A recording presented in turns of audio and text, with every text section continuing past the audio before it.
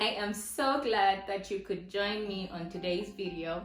Well, welcome back, or welcome if it is your first time on this channel. My name is Ulo. I am a Zambian-based media personality and your cheerleader of purpose. On this channel, we love to have conversations that are centered around purpose, obviously with the hope of assisting each other getting the driver's seat of our purpose. Now, if you love these kinds of conversations, then it would be nice to have you as part of the family. All you have to do is simply hit the subscribe button. Now, talking about living a life of a purpose, something that I have been raving about is learning a new skill. And of course, I do talk about it in depth in my Productive Girl Era video. I will link it in the description box below so you can have a look at it. And something that I have been obsessed with is interior decor. I already have a passion for interior decor, but I thought, look, girl, let me enhance the skill. Let me work on it and see where we can get with this. So after rewatching last week's video, I kind of felt like this space here was a little bit empty. So I thought, let's set up this space together and see how it looks like before we get into today's conversation.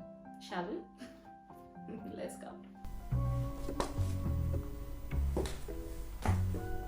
So I am going to move this little thing that had been made for me. Yeah. So Happy made this little thing from scratch. And then I'm gonna pick candles. I think I can put this in the middle. Yeah. The rest of the props, I practically got everything from garden outlets.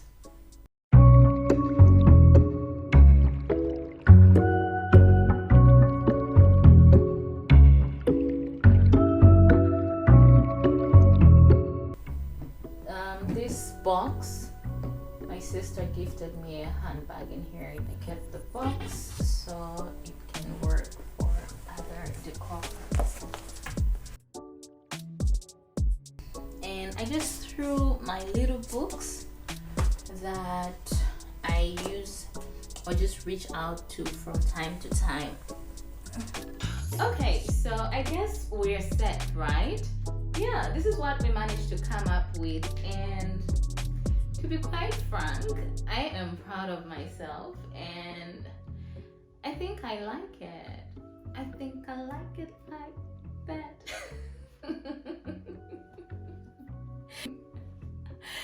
All right, let's get into today's conversation. In today's video, I would like us to talk about the power of waiting, or the benefits that come from the waiting season. Now, I usually like to look at the waiting season using the farmer's analogy to describe or define what the waiting season looks like.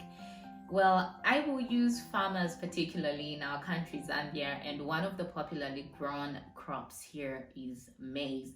So a farmer tills the ground, fertilizes it, and obviously puts or sows his maize seeds and waits for the rains to come, or if they are an irrigation farmer, they obviously water their plants from time to time. There is a time when you've given the plant enough water and you let it just settle into the ground and grow. And I usually like to refer to the waiting season as that time when you have put in the work. So let's bring it close to home. Maybe in your case, you are probably looking for a job. You go to school, you pursue a particular career, and after your studies, you start to do research in the field of what you have studied.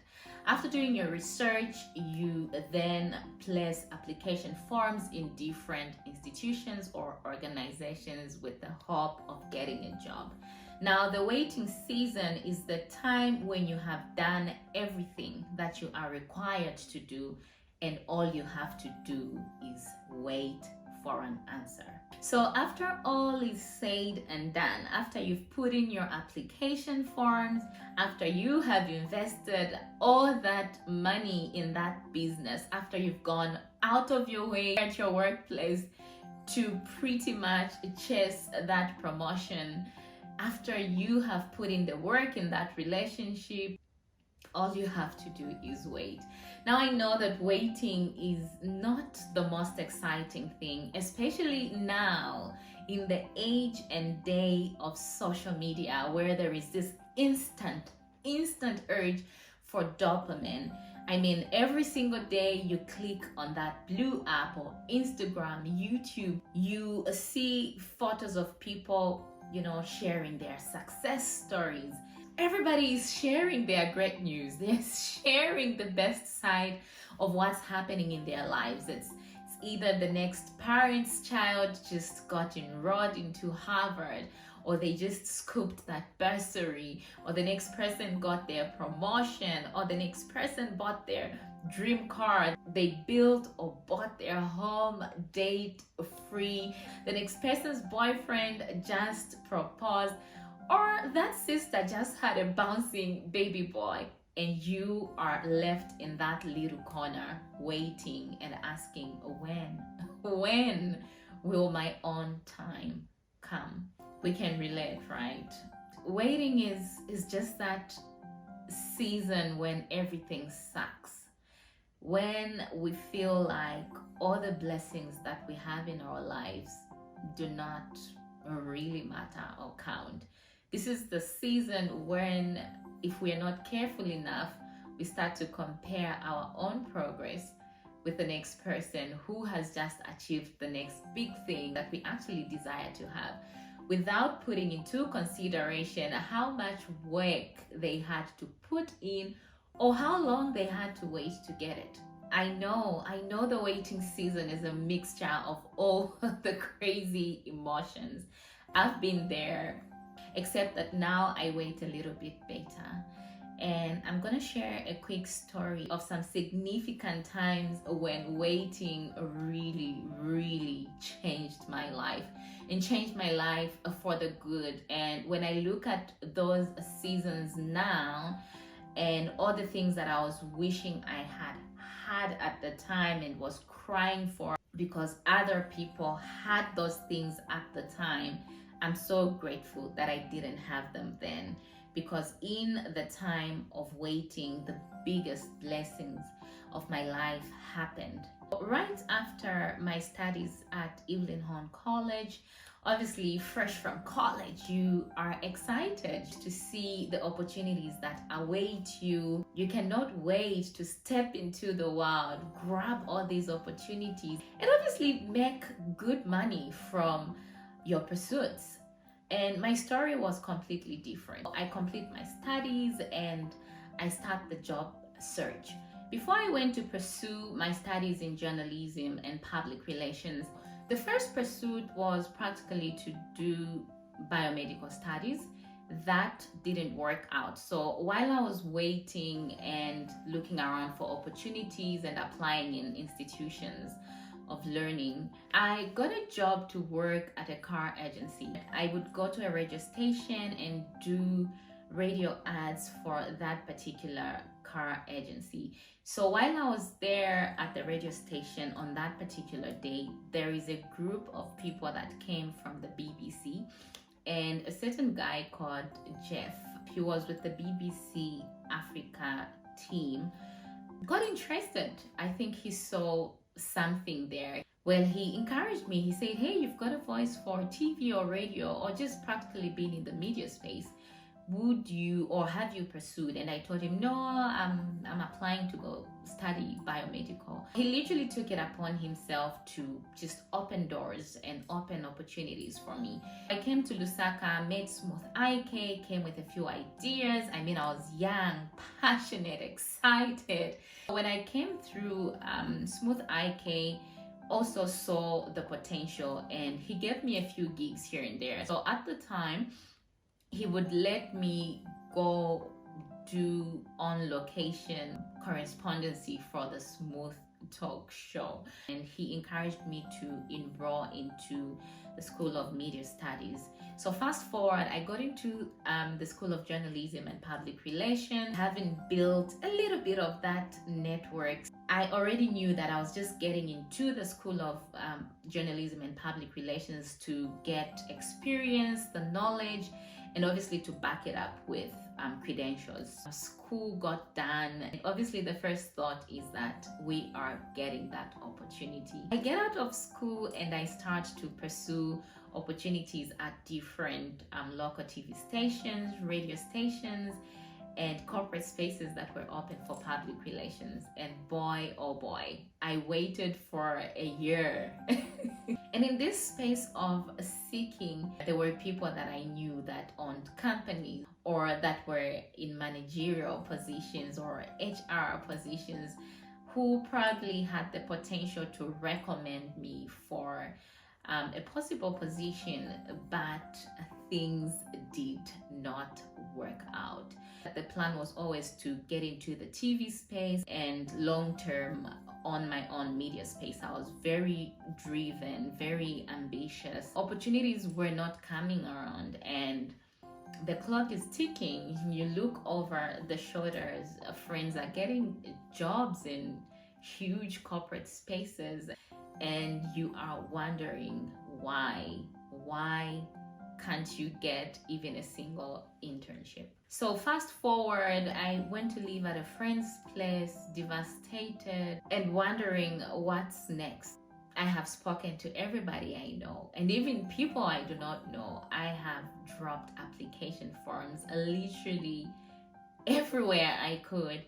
And now you are in a space where you know that you have done everything there is to be done. Nothing is happening.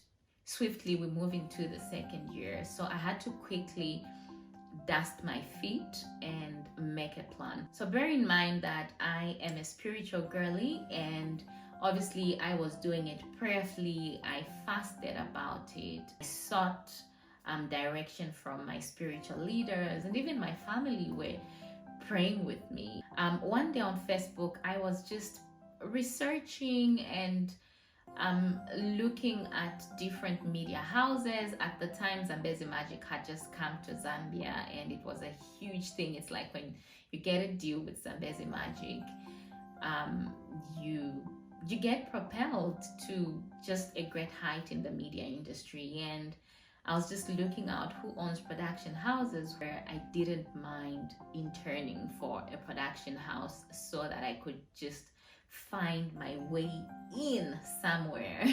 I meet a guy on social media that owned a production house. I spoke to him and he said, I'm based in Livingston, but I know a guy that can help guide you and even open you to a couple of opportunities in the industry. He linked me to a guy called Yoweli Chungu of Yoweli Chungu Filimu. So I reached out to Yoweli Chungu and he at the time was running a production house in Chilenge, and I went there and told him I wanted to intern, and if they had a job available, I was more than happy to take it. They did not have a job, but they had space for me to get in and learn. It was in that space that I started to learn, because at the time, before he bagged his Zambezi Magic, Ubuntu, and Tentamanga, he used to create adverts for Trade Kings and a couple of other corporate companies. He threw us in different departments. It was more or less like a freestyle because we were learning the job, free training. I get in there thinking I know so much about media studies because I was in a media school, and the practical work was completely different. The Whaley's mantra was to raise leaders and not workers. So how he would teach us was you need to learn how to do practically everything on the production set and decide what you are passionate about. You needed to learn how to film, you needed to learn how to edit, how to create a set, you needed to learn how to direct, produce, be a production manager. We would work as teams. So if your friend that does set production is building their set, you do not take a day off. You join them and do it with them. I remember one time he threw me, he literally threw me in the deep end. I had to script a little advert for Trade King. While I was in that space, I started to meet people of significant value in the media industry. And it was in that space that I started to build my network. And also, away from building my network, I started to understand the show business. Fast forward, I started to pursue an opportunity with a production company called Upfront Media. And this production house is owned by one of our celebrated artists, J-Rocks. Man, I would tell you that I chased after him for 2 years. 2 years.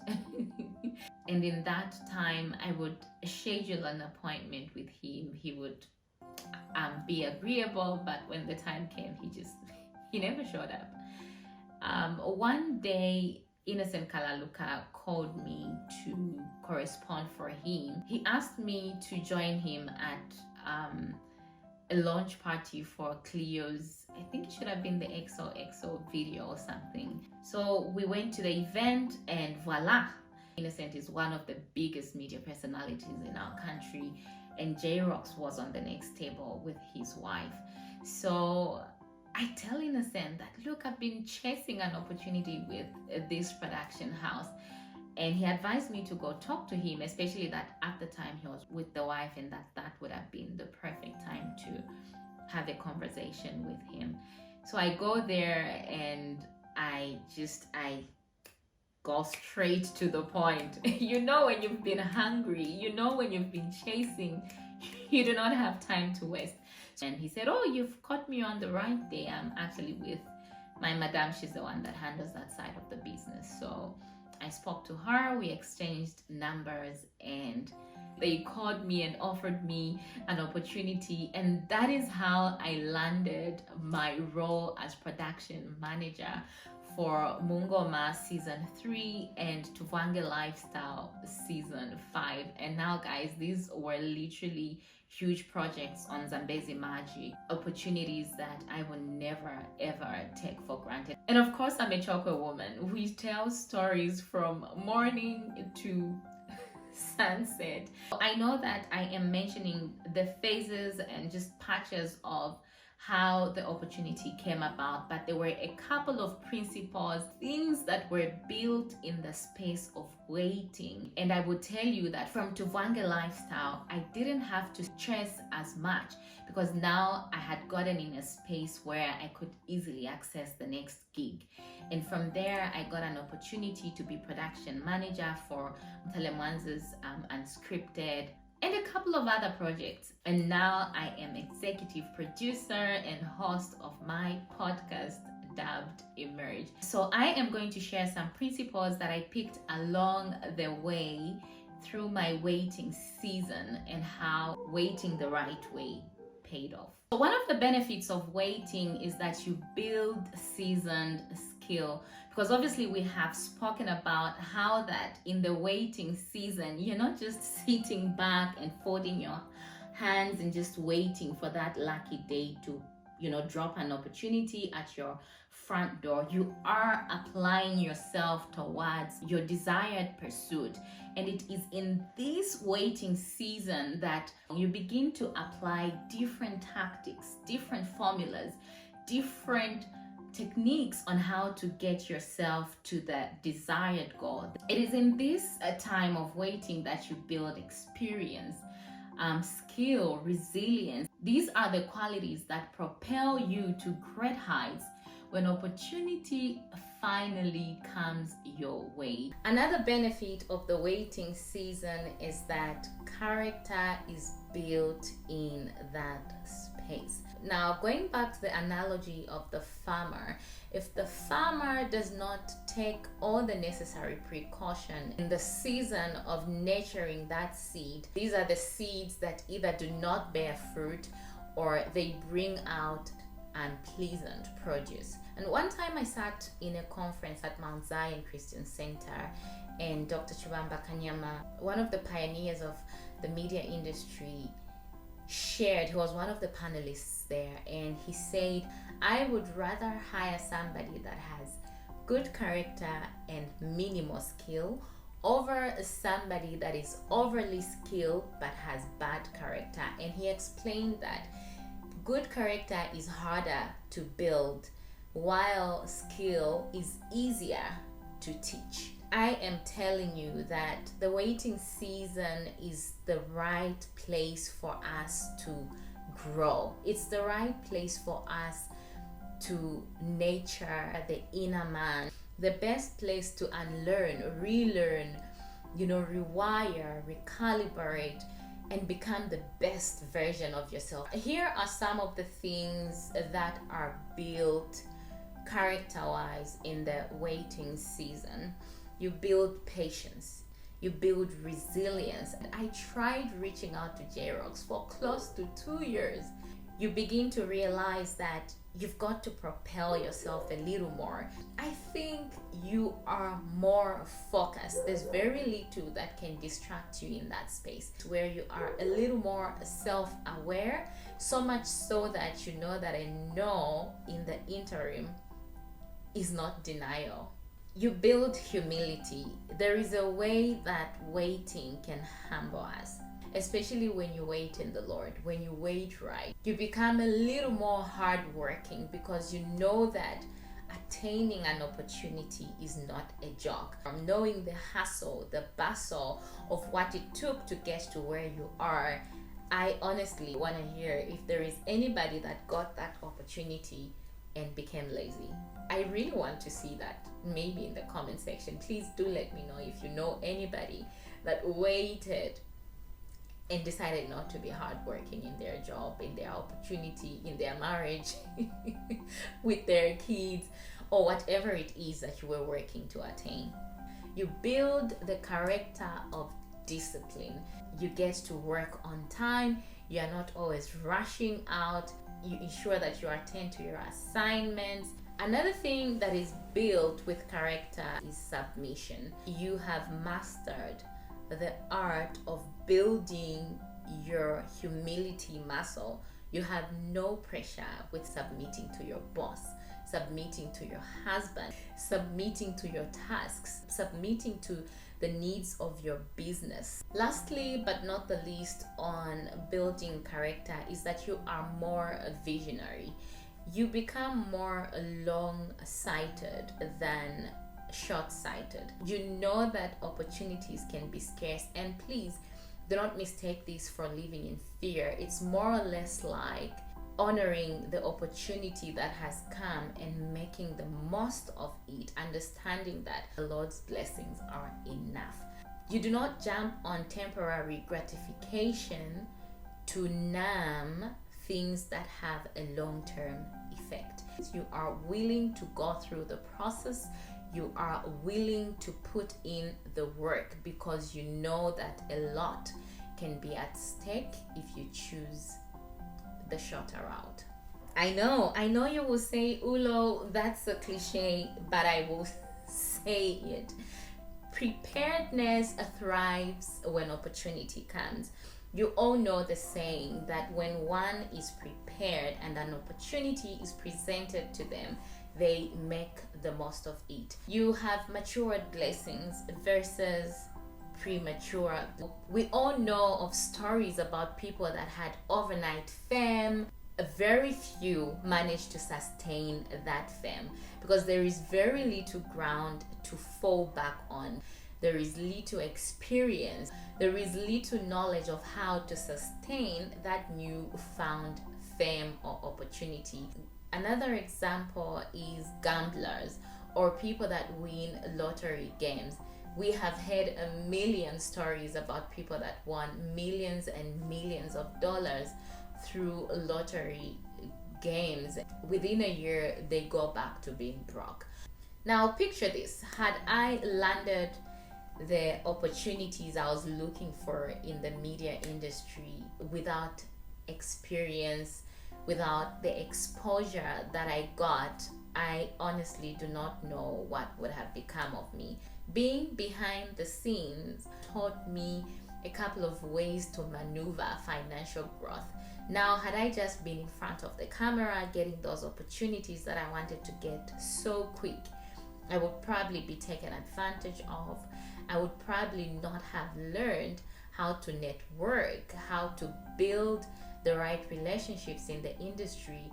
And today I can proudly say that I've been able to build a podcast of my own because of the network of relationships that I was able to build in the waiting season. Now, I know that it is easier to share a testimony when you are out of the waiting season, and I do sympathize with you if you are in a space where you are waiting and it seems to take a little bit too long.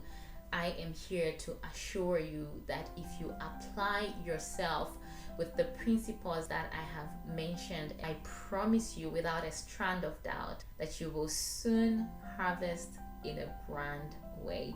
Now, these were my thoughts about the benefits of being in the waiting seasons. Please let me know in the comment section what your thoughts are, and also, are you in the waiting season? How are you handling that? Also, for those of you that have been in the waiting season and have now gone out of it, please share your testimonies in the comment section so we can encourage each other. Thank you so much for joining me on today's video, and I hope that you, yes, you have subscribed because it helps my community and this platform grow.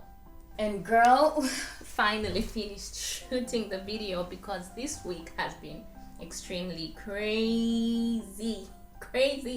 So now, who like me rewards themselves after tackling a task? I do. So this one is Mutale sugar cane.